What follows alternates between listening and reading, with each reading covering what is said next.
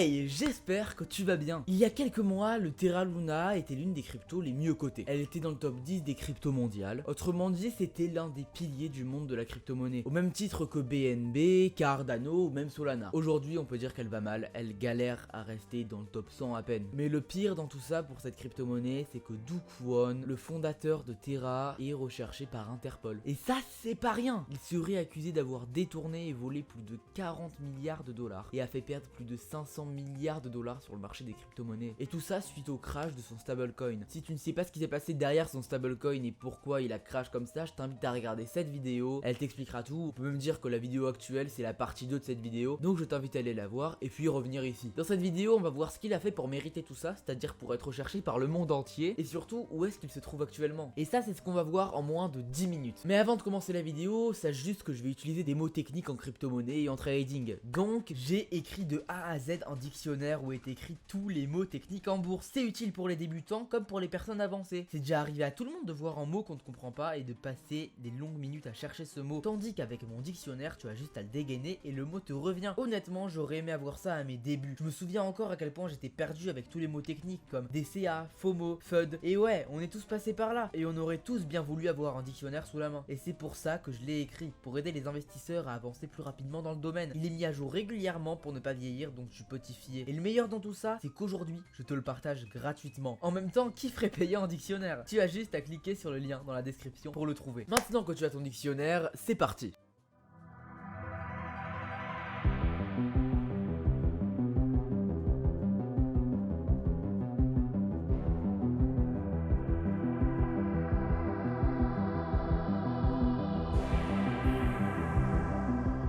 Le 14 septembre, Interpol a diffusé une notice rouge pour localiser Do Kwon. D'ailleurs, pendant toute la vidéo, je vais dire Do Kwon, mais je ne sais pas comment ça se prononce vraiment. Donc on va dire Do Kwon. La notice rouge a été annoncée lundi dans un bureau des procureurs dans un tribunal de Séoul. Pour les quelques-uns qui regardent la vidéo et qui ne savent pas ce qu'est une notice rouge, les notices rouges concernent les fugitifs recherchés dans le cadre de poursuites ou d'afin qu'ils purgent leur peine. Une notice rouge consiste à demander aux services chargés de l'application de la loi du monde entier de localiser et de procéder à l'arrestation provisoire d'une personne dans l'attente de son extradition, de sa remise, de toute autre procédure judiciaire. J'espère que tu as compris, je viens de lire depuis le site d'Interpol. Mais en gros, je te fais un résumé, ça veut dire qu'il y a un fugitif qui vient d'un pays et le pays demande à tous les autres pays du monde de l'arrêter s'il le voit. Donc en gros, le monde est littéralement contre Do Kwon. Donc on peut dire qu'il est mal et qu'il ne risque pas de courir longtemps. Et ils n'ont pas fait seulement ça, parce que pour s'assurer que Do Kwon ne quitte pas le pays actuel dans lequel il est, ils ont révoqué son passeport. Donc du coup, il est bloqué en Corée du Sud ou dans n'importe quel autre pays. Mais pourquoi si tard, tu vas me dire? Parce que le Terra a fait sa grosse chute en mois de mai. Donc pourquoi seulement en mi-septembre, il commence à publier une notice rouge et à le rechercher? En fait, la réponse à ça est très simple. Do Kwon a fait une énorme gaffe. Après la grosse chute du Terra, il avait complètement arrêté de donner toute interview. Et en août, à Singapour, il a redonné sa première interview depuis le crash. Et dans cette interview, il a admis ses torts et ce qu'il a fait d'illégal. Il a pas trop réfléchi avant de parler, j'ai l'impression, et j'ai l'impression aussi qu'il le regrette. Et depuis cette interview, il est introuvable et il est probablement déjà sorti de la Corée du Sud. Mais Do Kwon a assuré sur Twitter qu'il n'était pas en fuite. Bien sûr, sans dévoiler son emplacement, il n'y a rien à propos de où il est. Parce que c'est beaucoup plus rigolo de dire quelque chose et de faire son contraire en même temps. Et en plus de ça, Do Kwon a tenté de retirer 3300 bitcoins qui sont liés à la Luna Guard Foundation juste après qu'Interpol ait déclaré le recherché. Donc 3300 bitcoins, ça équivaut à environ 66 millions de dollars. Donc je pense que personne ne le croit quand il dit qu'il n'est pas en fuite. Ça, c'est l'actualité jusqu'au 27 septembre, c'est-à-dire jusqu'à l'heure où je tourne cette vidéo. Maintenant, voyons voir qu'est-ce qu'il a fait pour mériter ça. Déjà, parlons du personnage. Do Kwon avait un ego surdimensionné, c'est-à-dire qu'il prenait tout le monde de haut et il se prenait pour la personne la plus intelligente et la plus forte du monde. Sur son réseau social préféré, Twitter, il n'arrêtait pas de prendre de haut ses concurrents. Par exemple, il y avait une économiste qui remettait en cause le fonctionnement de ses algorithmes en mai et il a répondu: je ne discute pas avec les pauvres, au lieu d'argumenter, voire même d'ignorer le tweet comme toute autre personne. Ou bien un autre exemple, un investisseur qui voulait savoir d'où venaient les centaines de millions de dollars que Do Kwon affirmait détenir pour maintenir le Terra UST, Do Kwon lui a répondu: de ta mère bien sûr. Un sacré personnage. Mais donc pourquoi avoir suivi quelqu'un comme lui? Pourquoi c'est quelqu'un comme lui qui est devenu le pilier du monde de la crypto-monnaie? En fait, c'est très simple, c'est un comportement humain. Cette agressivité, cette arrogance donnait l'impression aux investisseurs du Luna que Do Kwon était au-dessus de tout et qu'il défendait leurs intérêts contre le monde extérieur qui n'avait rien compris à leur génie. On pourrait même comparer ça à une mentalité de secte, c'est à peu près pareil. Maintenant qu'on connaît le personnage, on voit qu'il n'a rien fait d'illégal jusque-là. Il est juste pas très net et pas très honnête non plus. Net, honnête.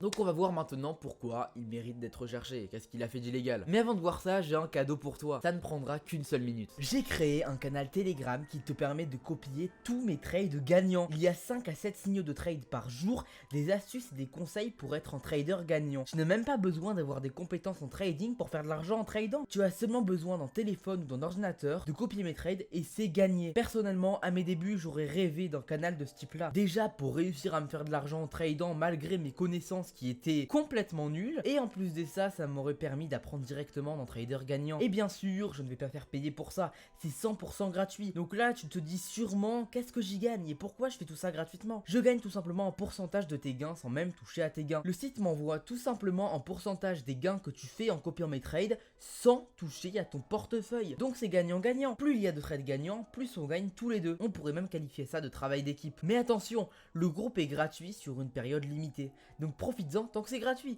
Tu as juste à cliquer sur le lien Telegram dans la description pour rejoindre l'aventure. Maintenant que tu peux copier mes trades gratuitement, on peut continuer. Donc qu'a-t-il fait d'illégal? Tout a commencé à déraper quand Do Kwon a voulu attirer des nouveaux investisseurs en proposant un programme qui rémunérait les détenteurs de Terra à hauteur de 20% par an. Ça peut ne pas paraître énorme non plus, mais les investisseurs qui investissaient étaient sûrs et certains d'avoir 20%. C'est-à-dire qu'il n'y avait normalement aucun risque d'apparence. C'était surtout ça qui avait attiré les nouveaux investisseurs. Donc la popularité du Terra UST en l'occurrence a tout simplement explosé. Ça a attiré des dizaines de milliers de nouveaux investisseurs. Et donc forcément, qui dit nouveaux investisseurs sur un stablecoin dit l'augmentation de la supply. Donc la supply de l'UST a énormément augmenté automatiquement car il avait un algorithme qui prévoyait ça. Sauf que le mécanisme algorithmique a complètement bugué et il a juste continué à augmenter la supply beaucoup trop haut. Et donc le Terra UST qui était censé valoir 1$ en permanence est tombé à moins d'1 centime. Ouais, j'ai bien dit moins d'1 centime. Je vais vite fait expliquer la technique derrière ce que je viens de dire. On peut le voir ici, l'USDT qui est un stablecoin aussi, il vaut toujours 1$. Et on peut voir ici que le capital marché, donc le market cap, qui est l'argent en circulation sur cette crypto-monnaie, et tout à droite l'offre en circulation qui est la supply, donc du coup les tokens disponibles qu'on peut acheter, ils sont égaux. Et en fait le calcul est très simple pour calculer le prix depuis ça. On fait le market cap divisé par la supply est égal au prix, tout simplement. Et donc du coup quand de nouveaux investisseurs sont arrivés sur l'UST, le market cap a augmenté et la supply était aussi censée augmenter en même temps que le market cap. Sauf que ça a bugué et la supply a trop augmenté. Et donc du coup ça a fait le market cap divisé par la supply et donc du coup forcément le prix est descendu énormément. On peut voir ici l'UST qui a chuté du coup. Donc je vous rappelle c'est censé être en stablecoin, hein. Le market cap qui est à 313 millions d'euros et la supply qui est à presque 10 milliards d'USD. Donc ouais, on est d'accord qu'il y a un énorme creux entre le market cap et la supply, ce qui n'est pas censé arriver sur un stablecoin. Et forcément, suite au bug de l'algorithme, le Terra UST a chuté énormément, et bien sûr le Terra Luna a suivi, parce qu'il dépend de l'UST, ils sont sur le même réseau. En tout, plus de 40 milliards de dollars ont disparu du monde de la crypto-monnaie. Donc au final, dans quelques mois, ça fera 1 an que ce programme a été mis en place, et les investisseurs qui avaient investi auront 20% de plus d'UST qu'ils avaient mis auparavant. C'est-à-dire au final, c'est dérisoire, vu que maintenant l'UST vaut quelques centimes.